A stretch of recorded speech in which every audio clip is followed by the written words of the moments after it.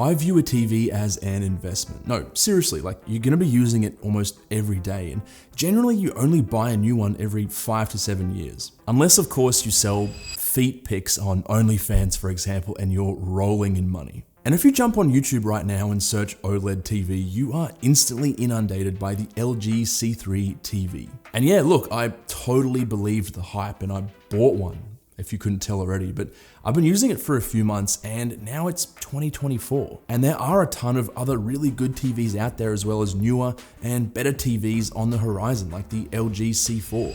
C4, there's only one thing that comes to mind when I think of that word. And that got me thinking, because now that I've used the C3 for a few months, if I was still looking for a new TV, would I pay extra and get the upgraded C4, or would I save a few dollars and get the C3 even in 2024? Well, that is a really good question, so let's just get straight into it. So some backstory first. My previous TV cost about $600 back in 2017. That's a lie, my girlfriend already had it when we started dating, so just like her cat, it became ours. The perks of a relationship, am I right?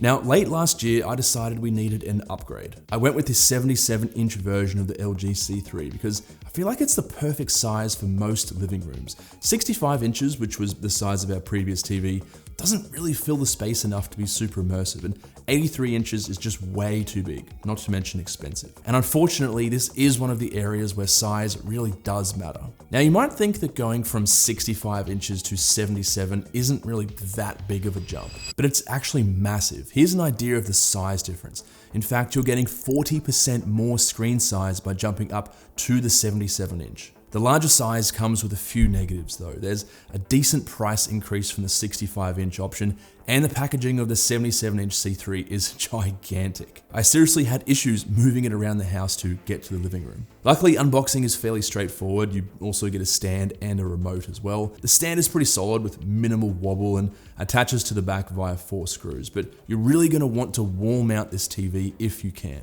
There's standard sized mounting holes on the back that lets you attach your existing wall mount pretty easily. Now, design-wise, the C3 looks absolutely stunning. If you look at it from the side, the panel looks razor thin.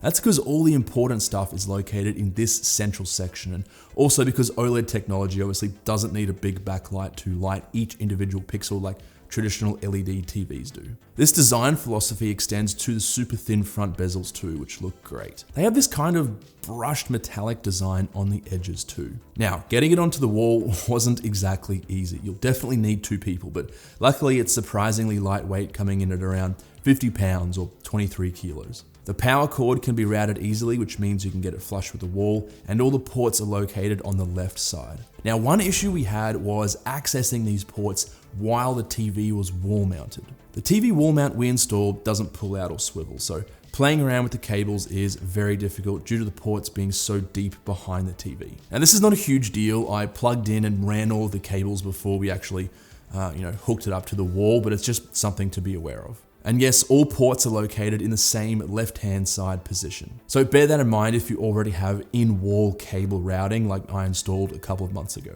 Now, speaking of design, if you have a TV that looks as good as this, the obvious addition is of course a high-tech electric toothbrush.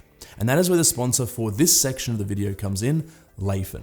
Get those teeth sparkly white with Laifen's Wave electric toothbrush. It includes a proprietary servo system, technology previously utilized in robotic arms. This makes the Laifen Wave the world's first electric toothbrush that can achieve 60-degree oscillation and vibration at the same time, providing up to 3 times the cleaning efficiency. Unlike the multiple conventional buttons on other electric toothbrushes, the Wave replaced them with a single innovative pressure-sensitive button, which is the key to the seamless design. You can barely see any gaps on this handle, which reflects the fact that it is dirt and IPX7 waterproof, making it super easy to clean while protecting the technology inside. There is no traditional charging port or port cover, which again reflects the seamless design. Once you need to charge it, just snap on a magnetic fast charging cable for 100% battery in just 2.5 hours. My favorite feature though is the customization via the app. Once you pair the Wave via Bluetooth, you can fine tune the amount of vibration strength oscillation range, and speed, as well as get 3 interchangeable profiles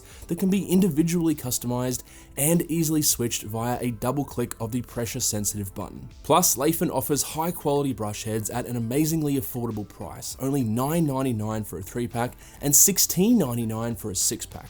Roughly 40% less than competitors. So click the link in the description and upgrade your teeth brushing today. Okay, let's get back to covering the ports of the LG C3. You get the usual assortment, including 3 USB ports for accessories or attaching external storage drives, but one thing I really appreciated was that all 4 of the HDMI ports are the new 2.1 standard. This means you can plug any HDMI 2.1 capable console or computer into any of the HDMI ports and get the full 4K 120Hz experience. Of course, as long as you're using a proper HDMI 2.1 certified cable. Now, pro tip here, if you are buying this TV in store, the salespeople are gonna try and upsell you on some kind of like super high bandwidth or like, you know, special metal coated HDMI cable that you need to get the full experience out of the TV. It's complete bullcrap. It's just sales nonsense. You don't need to buy any special cables. Just make sure you do get a proper HDMI certified HDMI cable.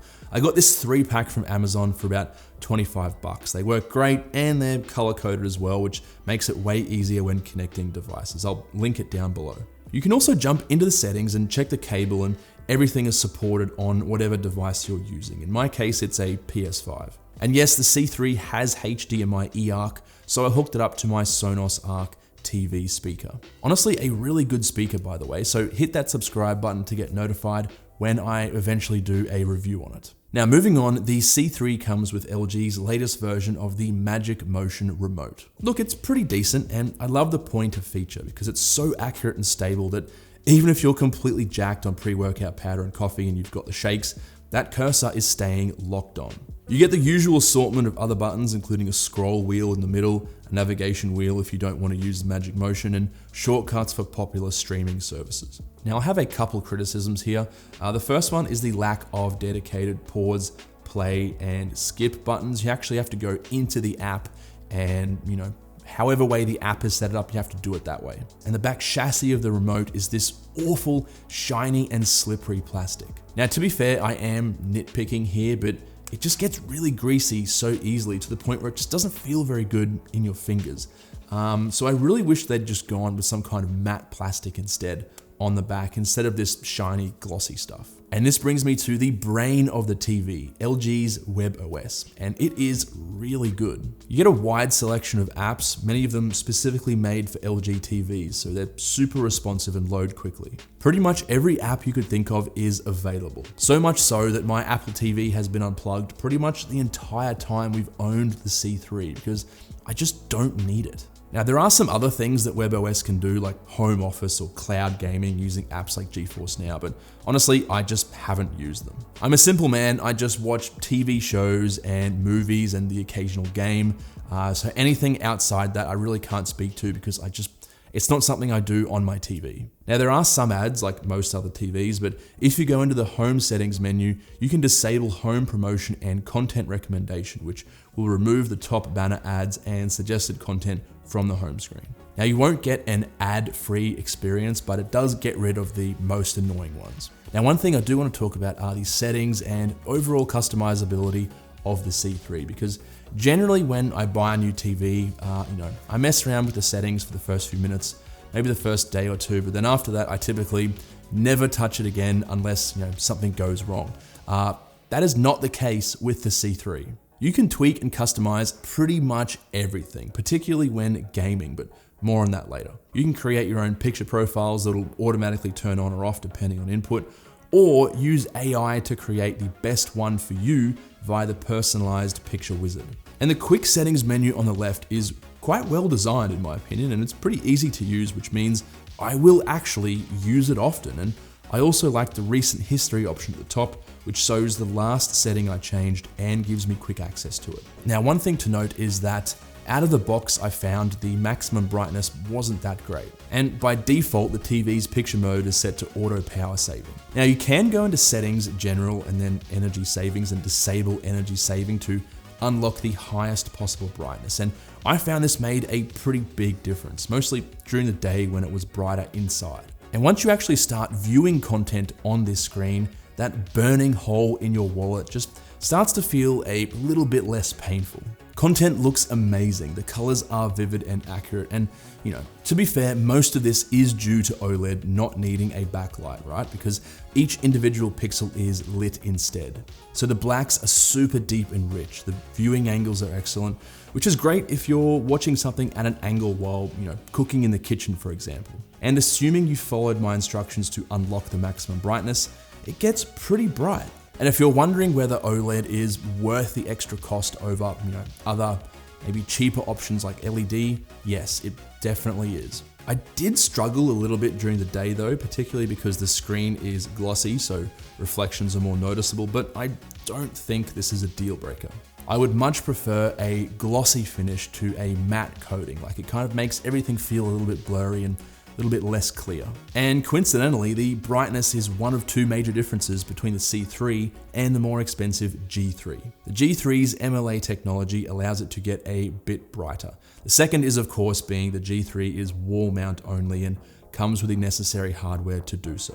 Now, a really big target audience for this monitor is obviously gamers. The panel itself has gaming-oriented features baked in, like FreeSync and G-Sync, and a 120Hz refresh rate, but more importantly, a 1 millisecond response time, aka the amount of time it takes for a pixel on the screen to change from one color to another. Now, response times aren't a huge deal if you're just someone who plays, relaxed single player games, for example, that aren't that competitive. But if you're someone who plays like a Twitch shooter like Call of Duty or Apex Legends, for example, it absolutely makes a massive difference. To put it simply, lower is always best when it comes to response time. And being 1 millisecond, that is pretty much as low as you can get for TVs. You can also easily access the quick gaming settings to see current FPS and check if variable refresh rate or low latency settings are turned on, among other things. There is also a separate game optimizer setting that is actually a separate picture mode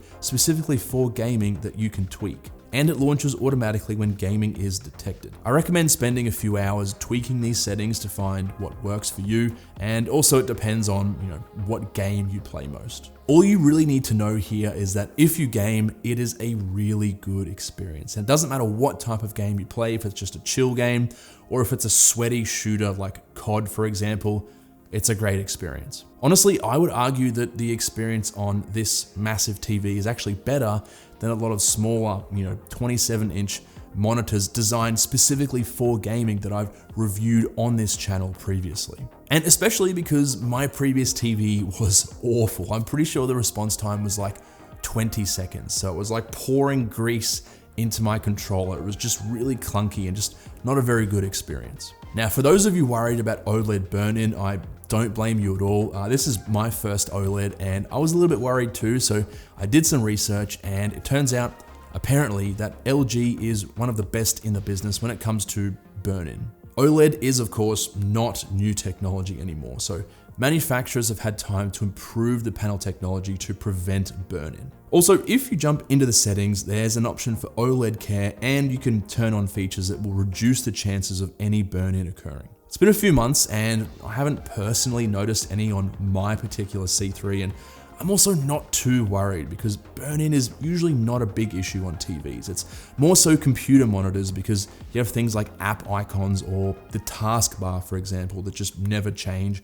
and are static. So should you buy the LG C3 in 2024? Well, obviously I'm a bit biased because I already own one, but honestly, it's been a few months now and I'm really enjoying the experience. It's a great TV. I can't really think of anything else I would want in a TV. I mean, look, sure, there are others out there that have, slightly better screens or slightly higher refresh rates or other features, but at the end of the day, it is a TV. It doesn't have to be some super advanced AI-infused ultra bright 8K beast, right? Like, I want my movies and TV shows to look good and I want to have a good gaming experience, and it does those things really well. Now, I'm sure the C4 might be a tempting choice, but if you actually check out the specs side by side with the C3, there's almost zero difference. Seriously, it gets a bit brighter and has a few small improvements that you almost certainly won't ever notice. If I had to describe the C4 in one word, it would be C3.1. Like, that's